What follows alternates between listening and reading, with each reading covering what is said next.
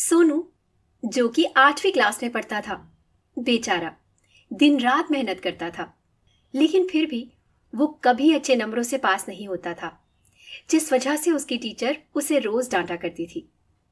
पूरी क्लास में तुम ही ऐसे स्टूडेंट हो जो इतना नालायक है।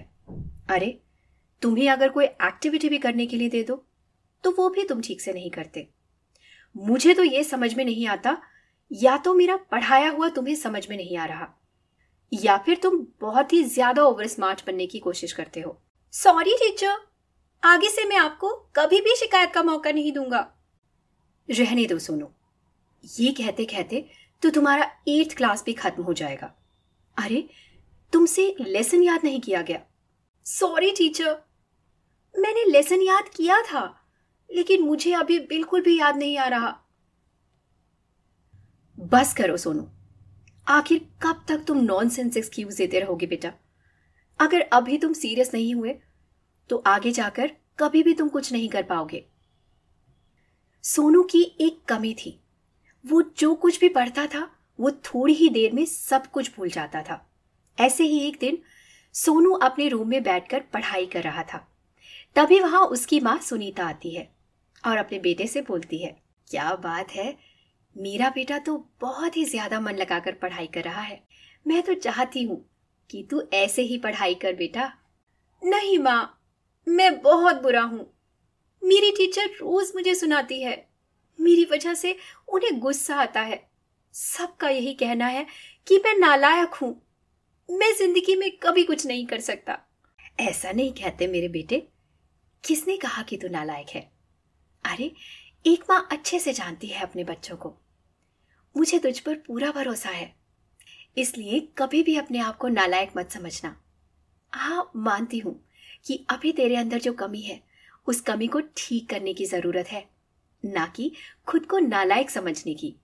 लेकिन माँ, मैं जब भी मन लगाकर पढ़ाई करता हूँ वो थोड़ी देर में भूल जाता हूँ। मुझे समझ में नहीं आता आखिर मेरे साथ ऐसा क्यों होता है। बेटा, तेरी दवाइयां भी तो चल रही हैं, चिंता मत कर, धीरे धीरे सब ठीक हो जाएगा। मैं जानती हूँ कि तुझे भूलने की बीमारी है, लेकिन कभी भी इस बीमारी को अपनी कमजोरी मत बनाना।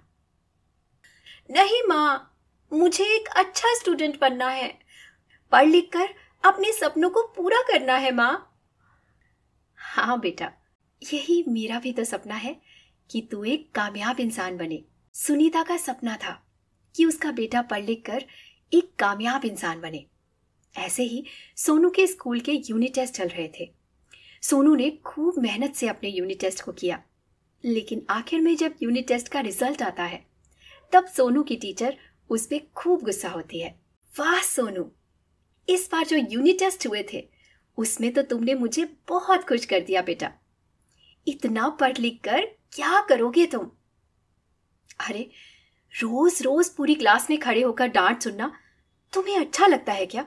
सॉरी टीचर, आगे से मैं ध्यान दूंगा, मन लगाकर पढ़ाई करूंगा। रहने दो सोनू, तुम वैसे भी बहुत नालायक हो, मुझे तुमसे कोई उम्मीद नहीं है। तुम्हें बोलकर कोई फायदा नहीं है, बैठ जाओ। ऐसे ही सभी बच्चे सोनू का मजाक बनाने लगते हैं। बेचारा सोनू खुद पर पूरी क्लास को हंसता हुआ देखकर बहुत उदास हो जाता है। ऐसे ही सोनू स्कूल से घर आ जाता है। उसका उदास चेहरा देखकर उसकी माँ उससे बोलती है, क्या हुआ बेटा, बहुत उदास है तू? माँ, आपको तो पता ही है मैंने कितनी अच्छे से तैयारी की थी, लेकिन फिर भी मेरे अच्छे नंबर नहीं आए, और इस बार मैंने फिर से टीचर को निराश किया और उन्हें मुझ पर बहुत गुस्सा आया। माँ, अब मुझे स्कूल नहीं जाना, रोज मेरा मजाक बनता है स्कूल में। ऐसा नहीं बोलते सोनू, स्कूल न जाना कोई सोल्यूशन नहीं है। और तू चिंता मत कर, देखना आज नहीं तो कल तू अपने स्कूल की टीचर को भी खुश करेगा, साथ में पूरे बच्चों को हैरानी होगी। अरे, ये सोनू ने कर दिखाया। नहीं माँ, मुझे अब स्कूल नहीं जाना। बेटा, ऐसा नहीं बोलते, देखना एक दिन तेरे साथ ऐसा मैजिक होगा जिसे देखकर तू सोच में पड़ जाएगा कि ऐसा तेरे साथ क्यों हो रहा है। सुनीता अपने बेटे को समझाने लगती है। ऐसे ही अगली सुबह सोनू अपनी माँ की बात मानकर स्कूल चला जाता है। स्कूल जाने के बाद सोनू की टीचर सभी बच्चों से कहती है, बेटा आज आप सभी को एक चुकंदर का ड्राइंग बनाना है, और हाँ, जिसकी ड्राइंग सबसे अच्छी होगी उसे 20 में से नंबर दिए जाएंगे और वो नंबर आपके एग्जाम में ऐड हो जाएंगे। सोनू ड्राइंग बनाने में बहुत माहिर था। उसने बहुत ही सुंदर चुकंदर बनाया, लेकिन उससे एक गलती हो गई। वो कलर में कंफ्यूज हो गया। उसे समझ में ही नहीं आ रहा था कि चुकंदर में कौन सा कलर किया जाए। इस चुकंदर में कौन सा कलर करूं? मुझे तो कुछ भी समझ में नहीं आ रहा। एक काम करता हूं, इसे हरा कर देता हूं। बेचारा मासूम सोनू चुकंदर में हरा कलर कर देता है। थोड़ी देर बाद सभी बच्चे अपना अपना ड्राइंग अपनी टीचर को दे देते हैं। सोनू का ड्राइंग देखकर टीचर को बहुत गुस्सा आता है और वो पूरी क्लास के सामने सोनू का बनाया हुआ ड्राइंग दिखाते हुए कहती है, अरे ये देखो, ये है हमारे महान सोनू जी।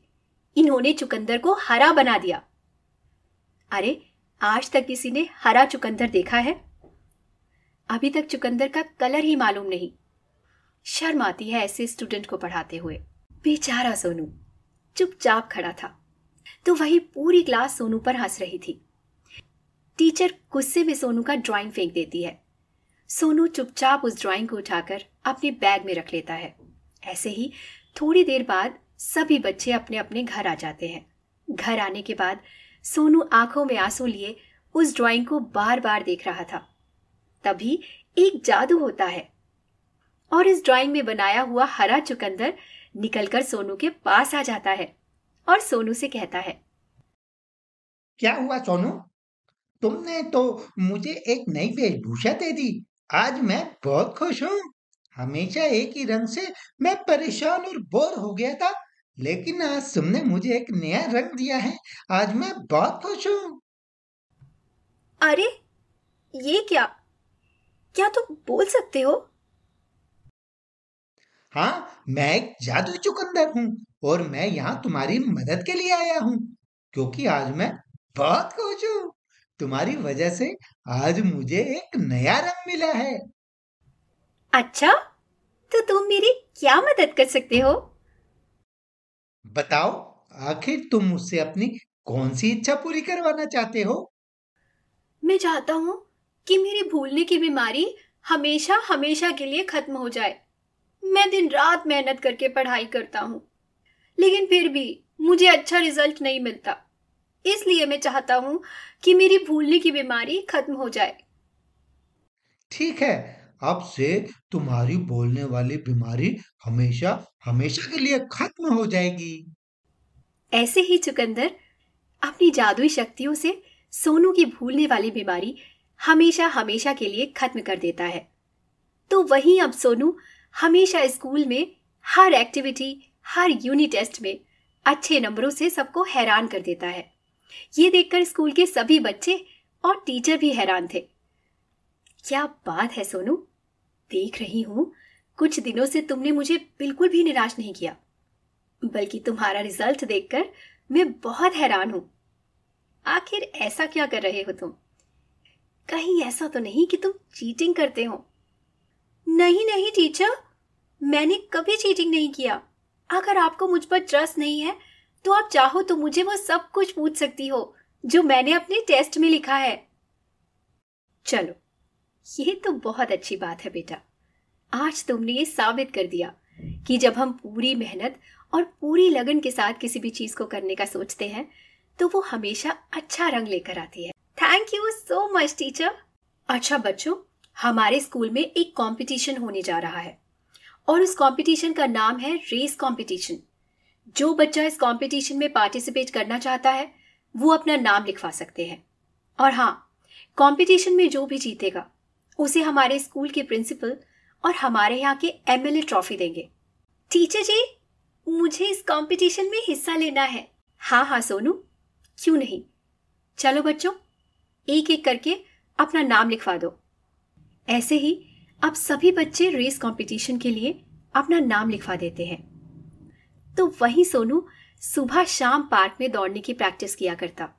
ये देखकर चुकंदर सोनू से कहता है, वाह सोनू, तुम तो सच में बहुत मेहनती हो और मुझे पूरा यकीन है तुम यह कंपटीशन जरूर जीतोगे।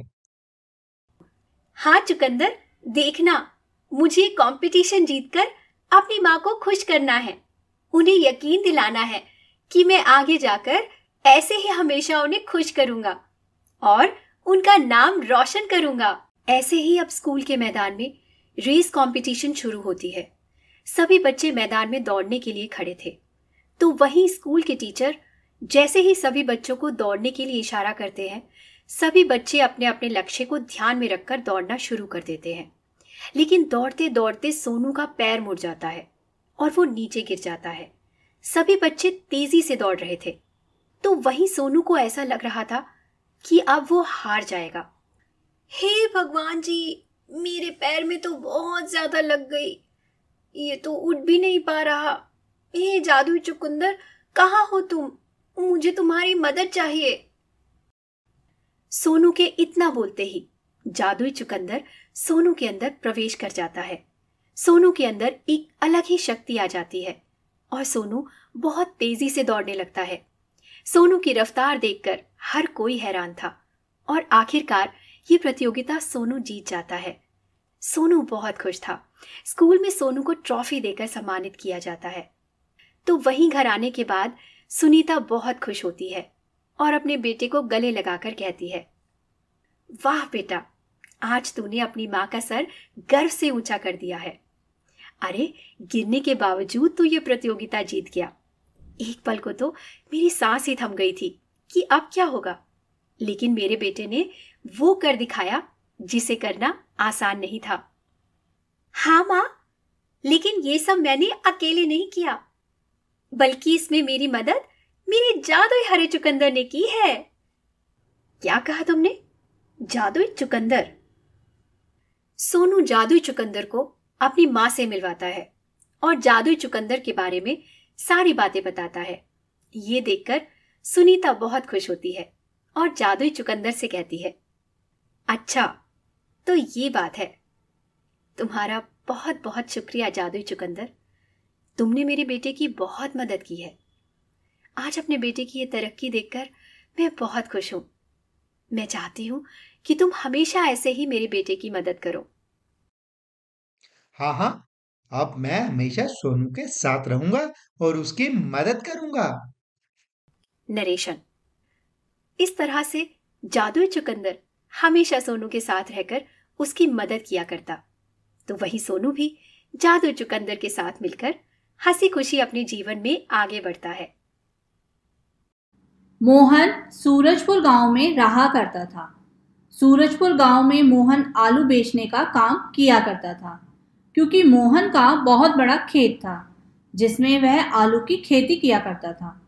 मोहन की बहुत अच्छी कमाई हुआ करती थी। यह देखकर आसपास के लोग उसकी तरक्की से जला करते थे। सबसे ज्यादा जलन तो मोहन के पड़ोसी विक्रम को हुआ करती थी, क्योंकि विक्रम भी आलू बेचने का ही काम करता था। लेकिन मोहन की ज्यादा बिक्री होती थी और विक्रम बाजार में बैठे बैठे सिर्फ मक्खियां ही मारा करता था। ऐसे ही एक दिन बहुत सारे ग्राहक मोहन के ठेले के आगे खड़े थे और कोई 2 किलो, कोई 4 किलो, कोई 1 किलो आलू मोहन से खरीद रहा था। तो वहीं विक्रम हाथ पर हाथ धरे अपने ठेले के पास खड़ा था। क्या भगवान, कभी किसी को देता है तो छप्पड़ फाड़ कर दे देता है, किसी को ऐसा कर देता है कि वो हाथ पर हाथ धरे खड़ा ही रह जाता है। इतना भेदभाव क्यों करता है तू इस दुनिया में? अगर तुझे भी कुछ रिश्वत चाहिए तो साफ साफ बोल दे, 5 किलो मिठाई चढ़ा देता हूँ तेरे मंदिर आकर। इस तरह से विक्रम भगवान को भी रिश्वत दे रहा था। तभी वहां पर एक ग्राहक आता है और वह ग्राहक विक्रम से बोलता है, अरे भाई साहब, आलू क्या भाव दिए?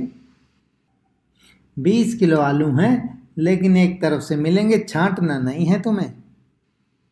अरे भैया, कैसी बातें कर रहे हो? आलू छांट कर ना लूँ, मैं तो बिना छांटे कैसे ले पाऊंगा? क्या पता कुछ आलू अंदर से वैसे हों कि सब्जी बनने का बाद कड़वा लगे। हाँ तो एक काम करो, इस बाजार में और भी लोग हैं जो आलू बेच रहे हैं, तुम वहाँ जाकर ले लो। मेरी दुकान पर तुम्हें ऐसे ही आलू मिलेंगे, लेना है तो लो, नहीं लेना तो बाढ़ में जाओ। अब समझ में आया कि तुम्हारे पास एक भी ग्राहक क्यों नहीं है। अगर तुम्हारा ऐसे ही व्यवहार रहा ना तो तुम्हारे पास ग्राहक क्या एक जानवर भी नहीं आएगा भैया। जिंदगी भर ऐसे ही हाथ पर हाथ रखे बैठे रहोगे। देखो, मुझे ज्ञान देने की ज़रूरत नहीं है और मेरा बस चले ना मैं तुम जैसे ग्राहकों को भी खरीद सकता हूँ। तो चुपचाप यहाँ से चले जाओ और मेरे सामने बकवासबाजी करने की ज़रूरत नहीं है। विक्रम बहुत ही घमंडी और बदतमीज किस्म का आदमी था। वह सिर्फ और सिर्फ मोहन को देखकर जला करता था।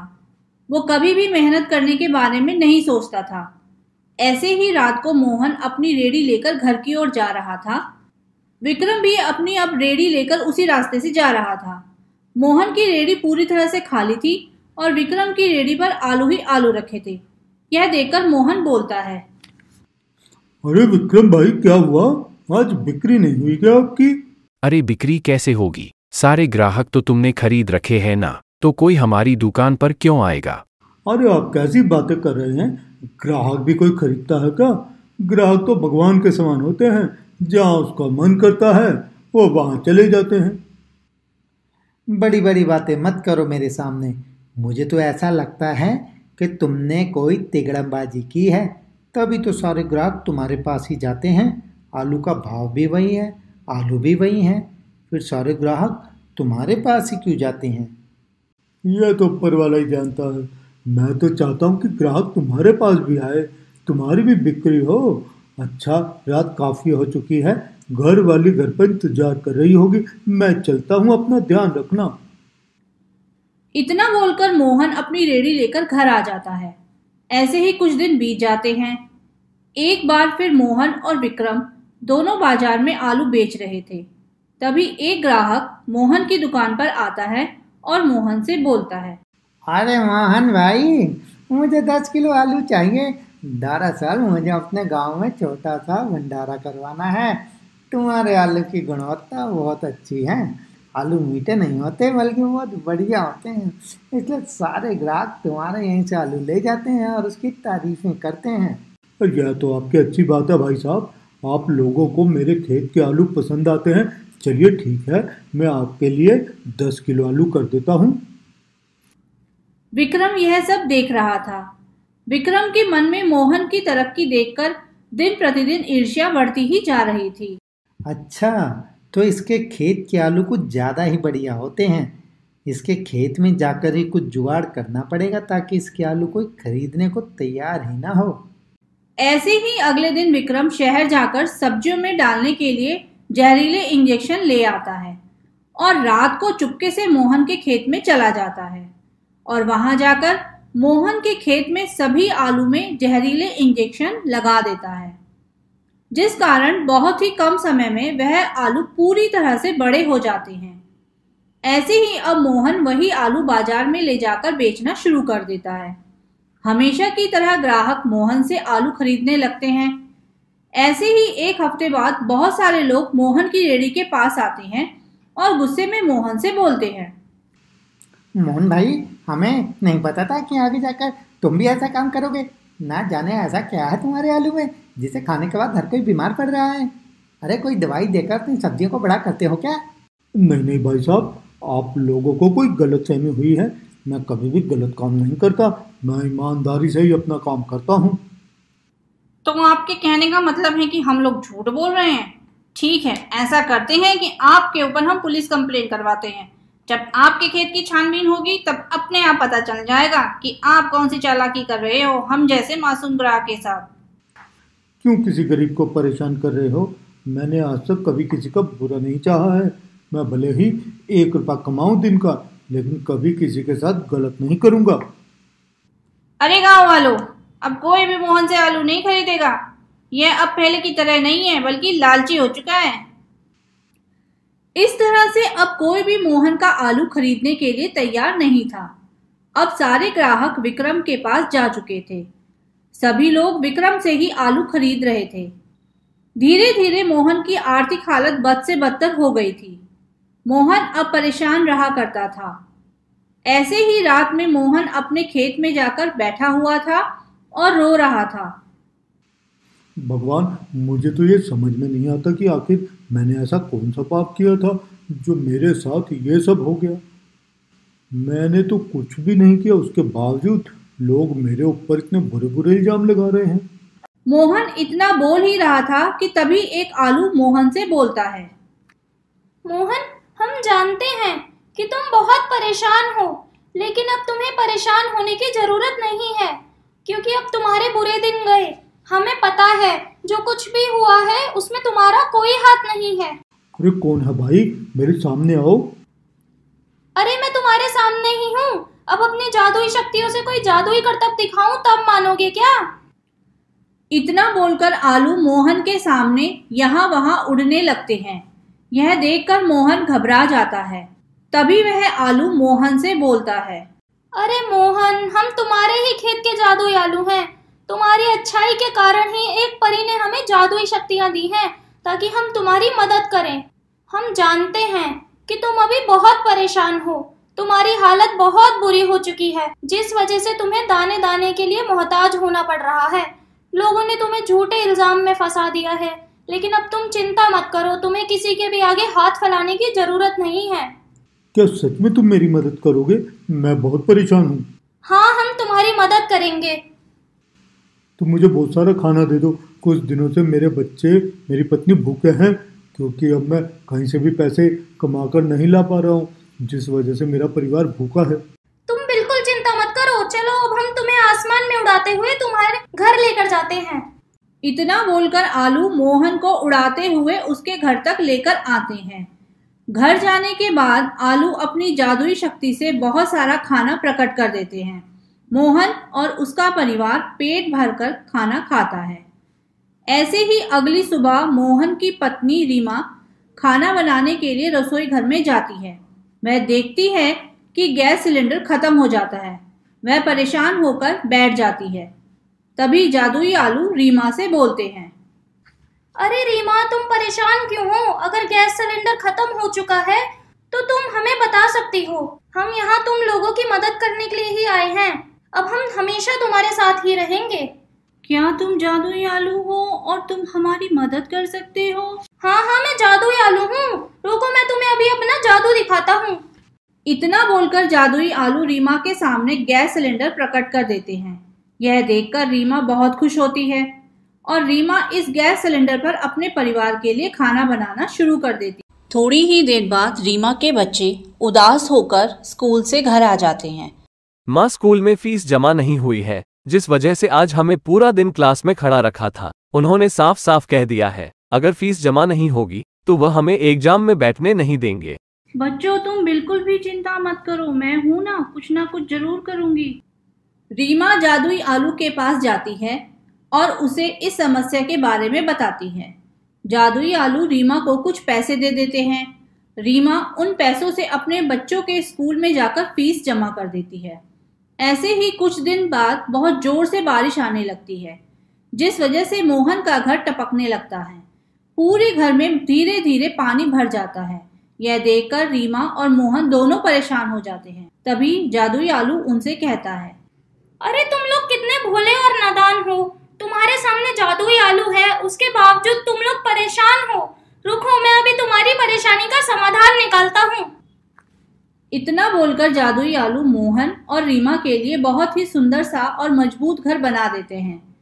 उस घर में उनके जरूरत का सभी सामान था और उनके पास अब पैसों की भी कोई कमी नहीं थी।